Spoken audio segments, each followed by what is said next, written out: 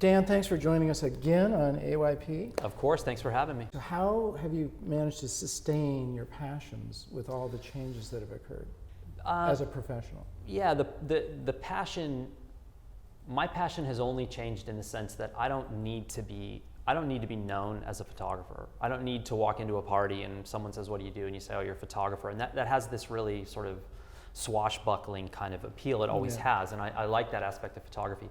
The passion is never a problem with me. And all I have to do is look at my archive and realize how little I've done and how much more is out there to do. I mean, I don't spend a lot of time in San Jose, but driving around here today, I'm like, there's a dozen things I could shoot in San Jose.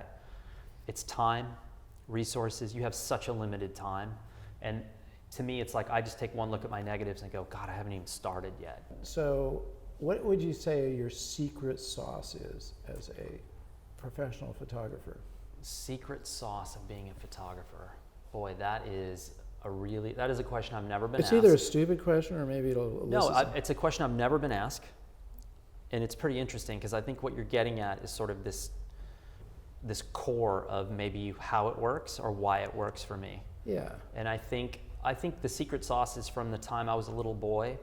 I had this urgent need to record information. And I would sit in school and in little notebooks and I would write like dialogue that I heard around me. And I have a journal in that bag and I do the same exact thing 40 years later. Nice. So there's a need to record that has never been extinguished in my life. It still burns regardless of what I'm doing. So this is your journalistic The journalistic thing, the need to record, I try to make something every single day. Really cool concept, just make something. Every day. I have a second concept as a bonus concept. Bonus. Collaborate. Do something with someone else. Yeah. Find someone that you admire, whether they're famous or they aren't famous or no one knows, or your neighbor, and collaborate. Go to them and say, look, I have an idea to do this. What would you do? Or I'll do half, you do the other half. And that opens up, I started doing that about 1.5 years ago as well. It's just opened up the most amazing projects I think I've ever done. Awesome. Can you tell me a little bit about some of your favorite photographs? Yeah, I mean, a few of those are pictures of my nieces and nephews. And those pictures, and then there's also a picture from 2007 or 8. And this thing hit me out of right field and it really changed my life. It was a picture, I was teaching a workshop in Santa Fe and was in a little town south of Santa Fe called Galisteo. And I probably had like half a dozen students with me. And this was in winter, and Galisteo never has a lot of people, and in the winter there's even less. But I love it, it's in the middle of the Galisteo Basin. And we drove into town and I saw this oil rig, what I thought was an oil rig, sticking up above anything in town. And there was a guy on the top. And I was like, oh my God, there's a guy that's climbed all the way up this thing. And my first thought was, if I was by myself, maybe I could pull this off. But like, I'm gonna open the car and there's gonna be 6 photo students are gonna jump out and this guy's just gonna be like, whoa, go away.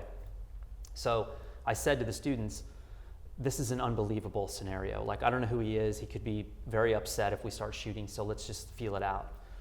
It turns out his name was James, and he was drilling water wells. But the equipment was from the 1950s, and he was covered in mud. The ground is littered with steel cable. This machine is really old, really dangerous, and he's climbing up this thing with like no safety harness or whatever.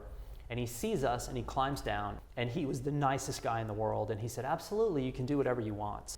And he goes over to the door of his truck, which is this like ancient giant machinery, and opens the door, and out jumps this little white pug, this little dog, which was his like constant companion.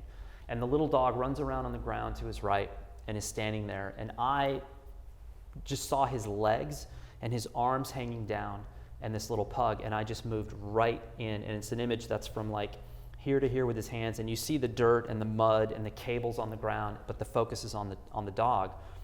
And I made that picture, and I thought that's one of my favorite pictures I've ever made. I love it. Dan, thanks again for joining us on AYP. Thanks for having me. I appreciate it. I love coming here. We'll do it again. Thanks. Okay.